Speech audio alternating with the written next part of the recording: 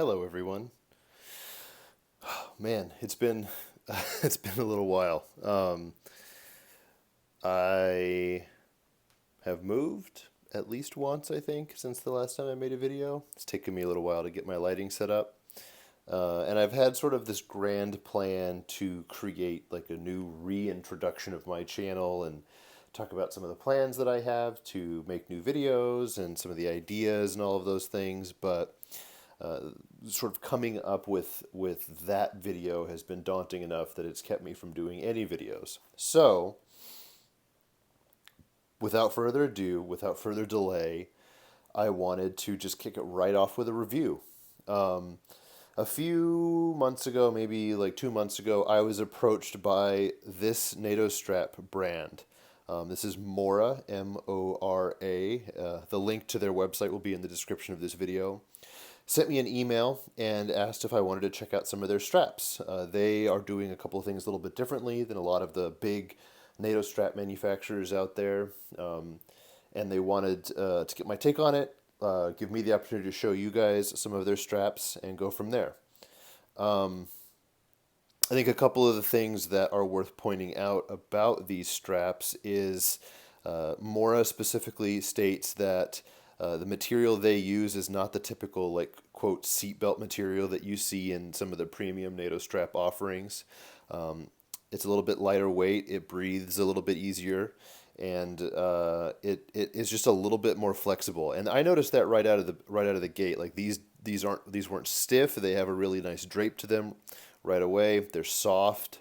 And they are a little bit thinner than some of the other, like Blue Shark, Toxic NATO, Haveston, stuff like that.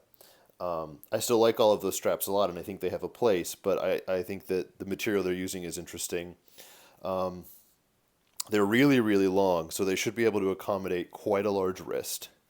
And then the other thing that Mora commented right away is they specifically pointed out the hardware that they use.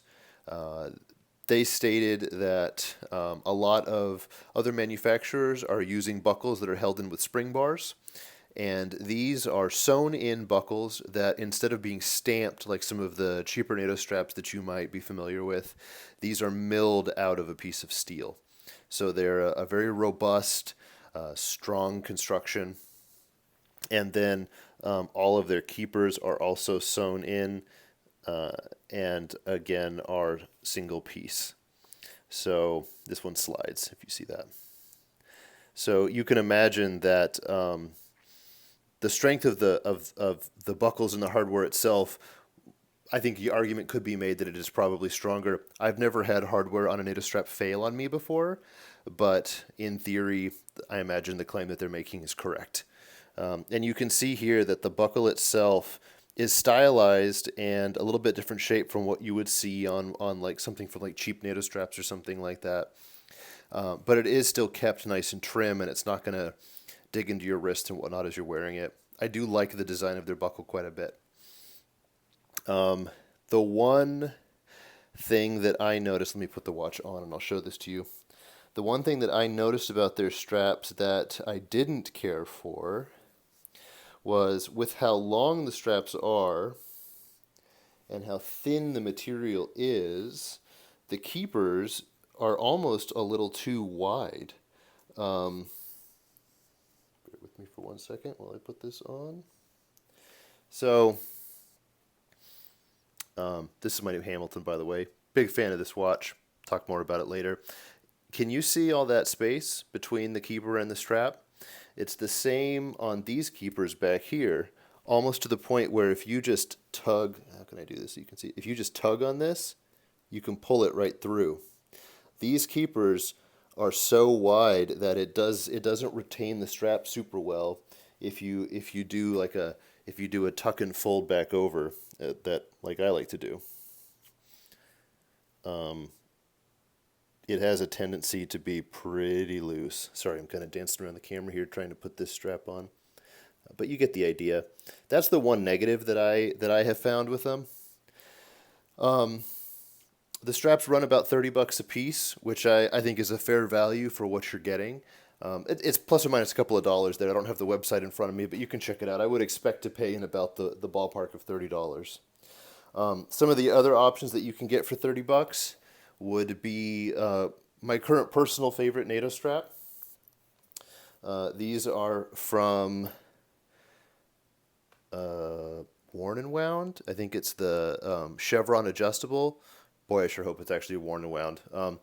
But maybe it's Crown and Buckle. It's Crown and Buckle, not Worn and Wound. I get all these watch parts, brands, names mixed up. So Crown and Buckle, I like their adjustable chevron straps quite a bit. Here's another one. Oh, sorry. I have a good handful of these right now. And then Haveston, I still think that Haveston makes a really good strap. I believe they have just switched to using single pass, which will make it a little bit thinner. That's the nice thing about the Mora in comparison to most of these is it retains the double pass feature, but with how thin the material is, it still is nice and trim on the wrist. I'm digging through my NATO drawer here.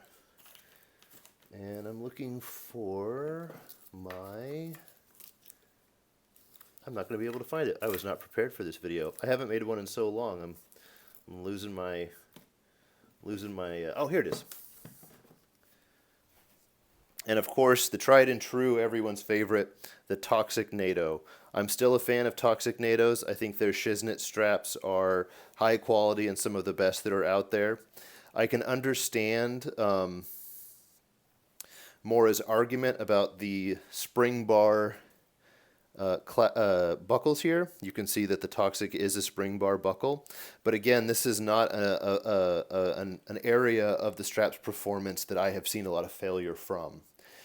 So it's going to be kind of up to your judgment on that point. I think the straps are worth the money, but I do think that the keepers are a tiny bit wide on my wrists. It makes them... it makes the tails pop out. That tends to frustrate me a little bit, but it's still a good strap, and it's still one that I would use on a watch if I found one that fit. I think these are the only gray NATOs that I owned. I've got one of theirs in 20 for this, and then 22. Mora, they ship in a package like this, and just with the strap in the bag folded over on itself. There's a black one, so. There's some good thought into the branding and the packaging and the whole presentation of the straps themselves. So if it's something that you wanted to check out, if you're looking for a new NATO strap or a new NATO strap option for one of your watches, I don't think you can go wrong with the Mora. With the keepers and stuff, I have some of my reservations, but I think that they're very high quality. The material feels nice. It is thin, which is important for a strap that's passing under a watch like this, and they're made well. The hardware is sewn in, which is a nice touch. I do like that the buckle is sewn in and made from a solid piece of milled steel. But, your mileage will vary with the size of the keepers here. And if they were my straps, I would trim these down just ever so much so they really retained the tail when it was folded over. So that's just a little bit of feedback for the company from me. So that's all, guys. I have some more videos that I want to make now that I have my whole lighting setup kind of set up and reproducible. Hopefully I'll be able to kind of bang some of these out. I've gotten a bunch of cool knives. I've gotten some really cool watches. So I hope to show all that to you.